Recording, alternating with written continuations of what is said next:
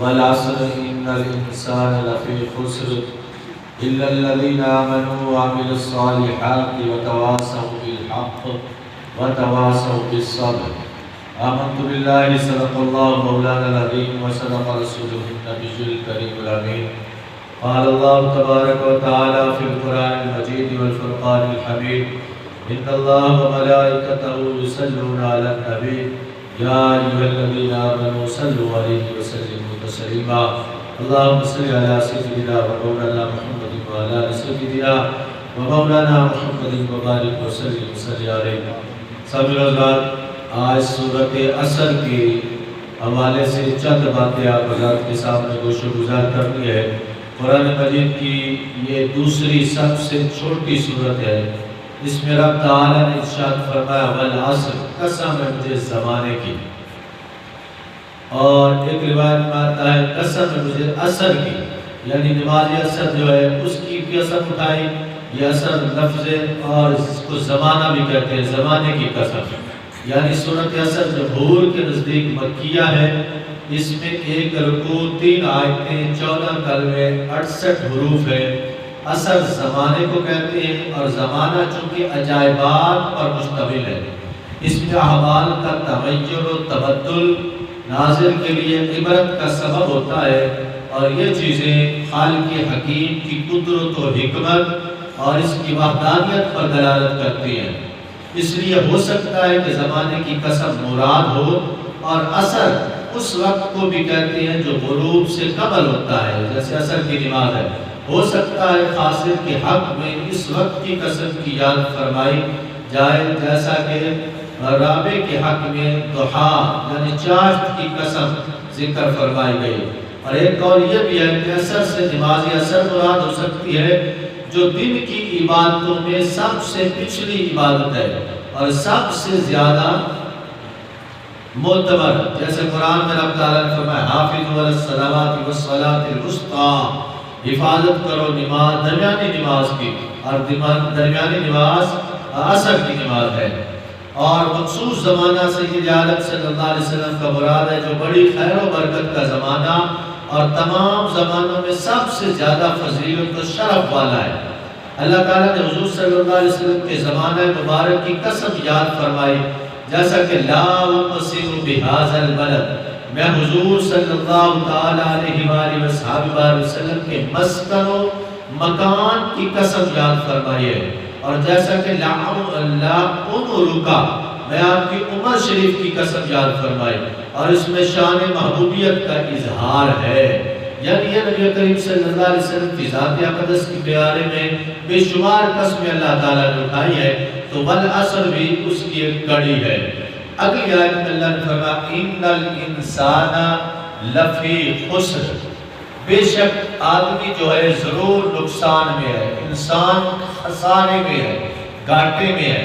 آج انسان اپنے آپ کو بہت بڑا فنکار سمجھتا ہے، بہت بڑا طاقتور سمجھتا ہے، بہت بڑا پاورفل سمجھتا ہے. لیکن رب فرماتا ہے جتنے بھی انسان ہیں سارے کے سارے نقصان میں ہیں، گھاٹے میں ہیں، مگر الا الذین، مگر وہ لوگ آمنوا جو ایمان لائے، وعملوا الصالحات اور نیک عمل کیے، وتواصوا بالحق، حق کی تاکید کی، وتواصوا بالصبر اور ایک دوسرے کو صبر کی وصیت کی. 4 چیزیں جو ہے انسان کو خسارے سے نکالتی ہیں، نقصان سے نکالتی ہیں. پہلا ہے ایمان، جو متقی ہے، ایماندار ہے، پرہیزگار ہے. اور اس ایمان سے مراد مفسرین کرام ایک حضرت سیدنا ابوبکر صدیق رضی اللہ تعالیٰ عنہ کی ذات اقدس بھی مراد لیتے ہیں کہ ایمان ہو تو حضرت سیدنا ابوبکر صدیق جیسا ہو، کہ مسلمانوں میں سب سے پہلے ایمان لانے والے میرے رب کے آقا صلی اللہ علیہ وسلم نے ارشاد فرمایا میں نے ہر شخص پر اسلام کو پیش کیا، دین کو پیش کیا، جتنا آرام سکون سے اسلام قبول کیا حضرت ابوبکر صدیق نے اس طرح کسی نے بھی قبول نہیں کیا. بغیر دلیل کے کفار نے کہا کہ تیرا جو دوست ہے وہ جھوٹ بولتا ہے، اس نے یہ ایسا عمل نہیں کیا۔ حضرت ابوبکر صدیق کا ایمان ایسا پکا تھا، آپ نے فرمایا اگر میرے محبوب نے یہ فرما دیا ہے تو وہ سچ ہے، وہ کبھی جھوٹ ہو ہی نہیں سکتا۔ اس لیے سیدنا ابوبکر صدیق رضی اللہ تعالیٰ کو ابو بکر نام تھا، صدیق لقب ملا گیا کہ آپ ہمیشہ سچ بولتے ہیں، تصدیق کرنے والے ہیں۔ اور ایک روایت میں آتا ہے کہ جب میرے رب کے آقا صلی اللہ علیہ وسلم کا وصال ہوا تو نبی کریم صلی اللہ علیہ وسلم کے فوراً بعد زکوٰۃ کا معاملہ آیا تو حضرت ابوبکر صدیق رضی اللہ تعالیٰ نے ایک شخص کی طرف زکوٰۃ کے لیے لوگوں کو بھیجا، اس نے زکوٰۃ دینے سے انکار کیا۔ حضور علیہ السلام کے اس پہلے خلیفۃ المسلمین نے لشکر تیار کیا جہاد کے لیے۔ حضرت عمر بن الخطاب، وہ جلال والے صحابی، بڑے پاور والے، طاقت والے، جس کے حکم سے دریائے نیل بھی چل پڑتا تھا، جس کے پاؤں کی ٹھوکر سے زمین بھی تیل اگل دیتی تھی، جس کے خوف اور ڈر سے شراب سرکہ بن جاتی تھی، اتنا خوف تھا، جس کے خوف سے شیطان دور بھاگ جاتا تھا، وہ حضرت ابوبکر صدیق کو عرض کرتے حضور آپ یہ کیسا عمل کر رہے ہیں؟ ابھی تو مسلمان جو ہے وہ تزلزل کا شکار ہے، وہ ایمان سے پھر رہے ہیں، مرتد ہو رہے ہیں، اور آپ ان کی طرف جہاد کا حکم دے رہے ہیں۔ تو اللہ اکبر، حضرت ابوبکر صدیق رضی اللہ تعالیٰ نے فرمایا عمر خدا کی قسم جس کے قبضہ قدرت میں میری جان ہے، اگر یہ جو شخص ایک بکری بھی زکوٰۃ کی اس کے بارے میں پیچھے رہی نا تو میں ان کو قتل کرنے سے چھوڑوں گا نہیں، اس کے خلاف ضرور جہاد کروں گا۔ اس وقت حضرت عمر بن خطاب نے فرمایا کہ میں نے اس وقت ایک مصمم شخص کو دیکھا جو دین کے معاملے میں اتنا پختہ اور پکا اور مضبوط شخص ہے، اتنا ایمان والا شخص ہے۔ تو اس لیے مفسرین کرام نے کیا الا الذین، مگر وہ لوگ جو ایمان لائے، اور وہ ایمان ہے حضرت ابوبکر صدیق کا۔ باقی صحابہ کرام کا بڑا ہی ایمان پختہ ہے، لیکن سب سے زیادہ بڑا جو ایمان ہے وہ حضرت ابوبکر صدیق کا ہے۔ آگے فرمایا وَعَمِلُوا الصَّالِحَاتِ، اور نیک عمل کیے۔ مفسرین کرام نے فرمایا اس نیک عمل سے مراد حضرت عمر بن خطاب کی ذات ہے۔ حضرت عمر بن خطاب نے ایسا معاملہ کیا، ایسے اعمال کیے، ایسی نیکیاں کی جس کی کوئی مثال نہیں ملتی۔ نیکیوں میں سیدنا ابوبکر صدیق بھی کمال درجہ رکھتے ہیں، لیکن یہ شخص جس کے بارے میں نبی کریم صلی اللہ علیہ وسلم کی سب سے پیاری بیوی حضرت ام المومنین عائشہ صدیقہ حقیقہ رضی اللہ تعالی عنہا عرض کرتی یا رسول اللہ صلی اللہ علیہ وسلم، حضور کا سر انور عائشہ کی گود میں ہے۔ عرض کرتی یا رسول اللہ صلی اللہ علیہ وسلم، آسمان کے ستاروں کے برابر کس کی نیکیاں ہے؟ اللہ اکبر۔ آمنہ کے لال مدینے کے تاجدار میرے رام کے آقا صلی اللہ تعالی علیہ وسلم فرماتے ہیں عائشہ آسمان کے ستاروں کے برابر نیکیاں ہیں تو میرے عمر کی نیکیاں ہیں۔ آسمان کے ستاروں کے برابر اگر نیکیاں ہیں تو میرے عمر کی نیکیاں ہیں۔ ایک عقیدہ یہاں بتاتا چلو، مسلمانوں، امت محمدیہ کے غلاموں، اپنے عقیدوں پر فخر کیا کرو۔ عائشہ کو پتا تھا میرا محبوب جانتا ہے آسمان پر کتنے ستارے چمکتے ہیں۔ آج سائنسدان ٹیکنالوجی، اللہ کو پتا تھا قیامت کے دن سے پہلے ایسے لوگ آئیں گے جو یہ دعویٰ کریں گے ہم چاند پر گئے ہیں، ستاروں پر گئے ہیں، ہم گنتی کر کے آ گئے ہیں۔ لیکن قربان جاؤ آقا صلی اللہ علیہ وسلم کے غلاموں، حضور علیہ السلام کی اس عقیدے کو کوئی سائنسدان بھی نہیں پہنچ سکتا۔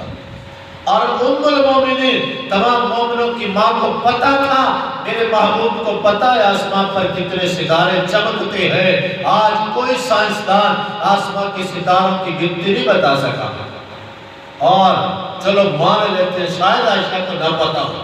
ایک لمحے کے طور پر یہ مانتے ہیں کہ شاید عائشہ کو نہ پتا ہو کہ آسمان کے ستارے کے بارے میں حضور جانتے ہیں یا نہیں، تو حضور تو جانتے تھے۔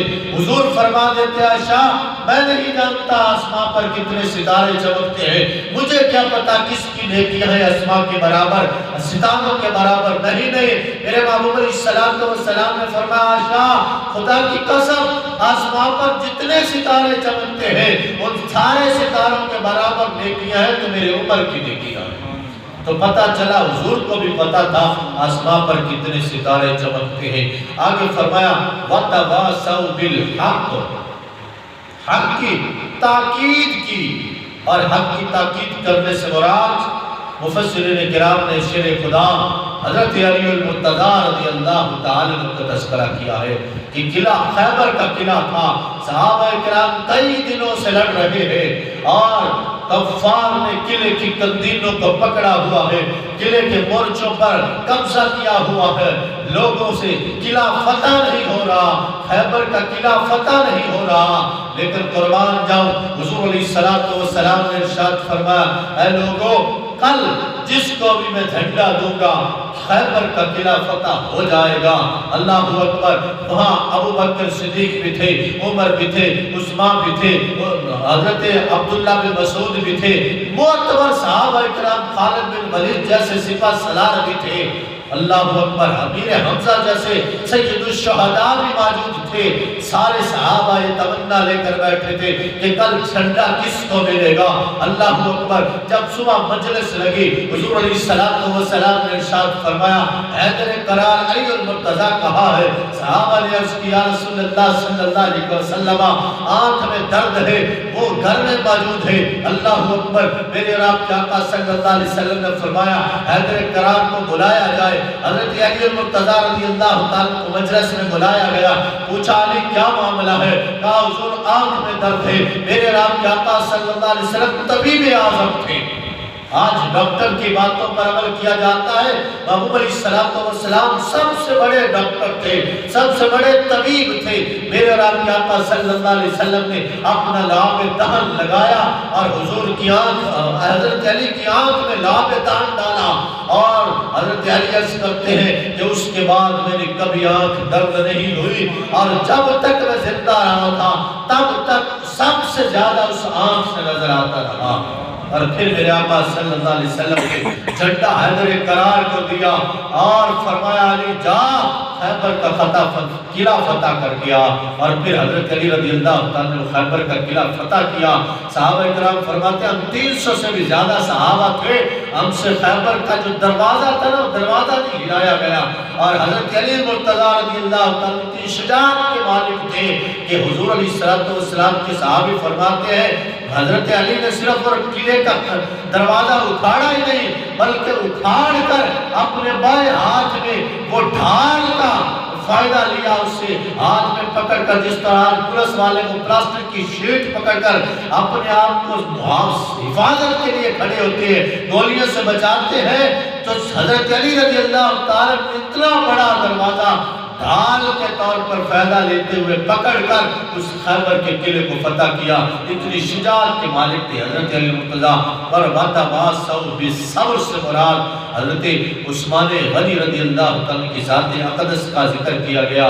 سبھی حضرات اللہ قدوس کی بارگاہ رب عزت میں دعا ہے کہ اللہ تعالیٰ ہم سب کو خلفائے راشدین حضرت ابوبکر صدیق، عمر فاروق، عثمان غنی، علی مرتضیٰ رضی اللہ تعالیٰ کی شان اور ان کے کردار کو اپنانے کی توفیق نصیب فرمائے، اور اس خسارے سے ہم سب کو بچنے کی توفیق نصیب فرمائے۔ وآخر دعوانا ان الحمدللہ رب العالمین۔